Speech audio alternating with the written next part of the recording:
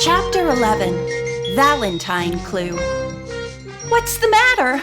Aunt Eloise cried out when she reached the porch. Miss Armitage pointed to a fast disappearing motorboat. "That driver nearly killed Bess!" She explained that Bess had just surfaced when the boat raced past. Either the girl in the boat had not seen Bess or had deliberately tried to hit her. "Where is Bess now?" Miss Drew asked anxiously. "Bess saw the boat heading for her and dived. There she is," Miss Armitage added as Bess once more appeared on the surface. This time she did not dive again, but swam toward the dock and pulled herself up. Miss Armitage and Aunt Eloise rushed down to her. "Are you all right?" they both inquired as she took off her mask. "Yes," Bess replied rather weakly. "But that boat sure gave me a scare." Nancy and George came up a few seconds later and were told what had happened. Nancy asked Miss Armitage to describe the boat and the driver. "The boat was the Water Witch, and it was a nice-looking speedboat," the woman replied. "Witch is a good name for it," George remarked. Miss Armitage studied Nancy and then said, "The girl in the boat looked a lot like you, only she had a hard face." Bess, George, and the Drews glanced knowingly at one another. Finally, Nancy said, "We keep hearing about that girl. Actually, she is wanted by the police. You heard about the vacation hoax, didn't you?" Miss Armitage nodded. Nancy went on, "She's the one responsible for cheating all those people. We were told she has a man partner who probably lives in New York City." Miss Armitage asked, "What is she doing up here? If the police are looking for her, it seems to me she's pretty brazen to be out on the lake and to come so close to the person who resembles her. It's my guess, Nancy, that she was trying to hurt you, but almost hit Bess instead." The girls decided not to do any more scuba diving until after the boys arrived. "We'll continue working on your mystery tomorrow," Nancy assured the woman as she drank the coffee Aunt Eloise had brought out. A short time later, the caller got up to leave. After she had gone, the others again discussed the boat episode. Nancy declared she was going to find out the name of the person who had piloted it. Bess interrupted, "Let's go see the sights this afternoon. It's a lot safer than working on a mystery." Aunt Eloise begged off, saying she had been to all the museums the summer before. "One you'll love is the Toy Museum. It's on the west side of the lake and a good distance from town." The girls thought it sounded interesting, and as soon as lunch was over, decided to drive there. They went to Cooperstown, then took Route 80 towards Springfield Center. At last, they came to the old farmhouse and barn, which were now used as a toy museum. Nancy parked and the girls went inside the house. They paid their admission, then a tall, slender, affable man introduced himself as the owner and said he would take them on a tour of the place. "You understand," he said, "that nearly everything here is very old. The toys and other pieces were gathered from this general area and are anywhere from 50 to 200 years old." First, they came to the dolls. Bess declared she had never seen so many altogether.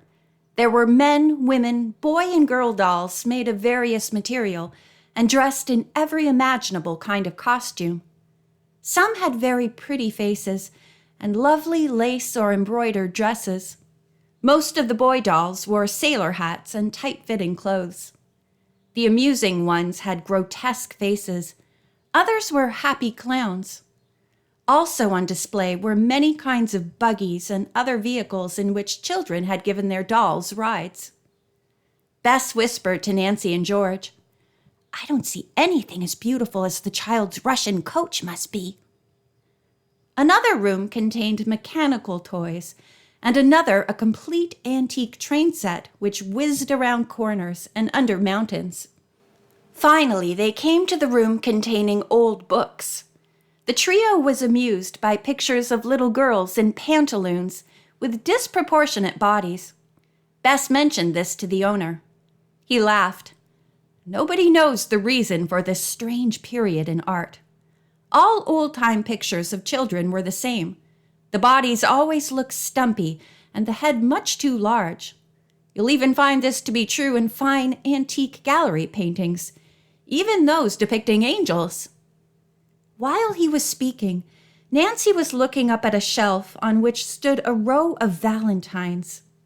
They looked old and were very fancy, with their imitation lace paper covers and pictures of hearts and cupids. Suddenly, something special about one Valentine caught Nancy's eye. In the elaborate scroll work on the cover, she could detect a name.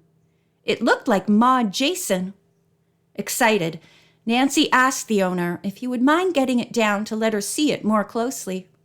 She nudged Bess and George and traced the name when the man was not looking. The cousins were startled. Could this be the same Maud Jason involved in the mystery of the missing child's royal coach? Nancy carefully opened the letter-type Valentine. Inside, written in precise, old-fashioned script, was a message evidently intended for Maud Jason. It read, "Ever faithful to thee and the memory of the little lass, her lovely pony coach, lying 'neath the glimmer glass. N, C, E, 5R. The girls could hardly refrain from exclaiming aloud. Here was a wonderful clue to the mystery they were trying to solve. As nonchalantly as she could, Nancy asked the owner, "Is this for sale?" The man smiled. "Not really. I need it for my museum. But," he added with a grin, "if somebody offered me a really good price for the Valentine, I might sell it." His eyes twinkled as he waited for an answer. "I don't know what to offer you, but I'd like very much to have it," Nancy told him, naming a price. The owner replied, "It's worth much more than that." Nancy made a second bid. She was trying to guess how much money the three girls had among them. "Tell you what, young lady," he said, "add another 10 and we'll call it a sale." Nancy was relieved. She had only a little more than that with her. The amount seemed like a lot of money to pay for one Valentine. Still, she was sure the clue it contained about the child's royal coach was well worth the price. "I'll take it," she said. As soon as the Valentine was wrapped, the three girls thanked the owner for the tour and said they must go. "Oh, I have lots more to show you," the man said, surprised. Nancy promised they would all come back sometime, but right now they had an important errand to do and must leave.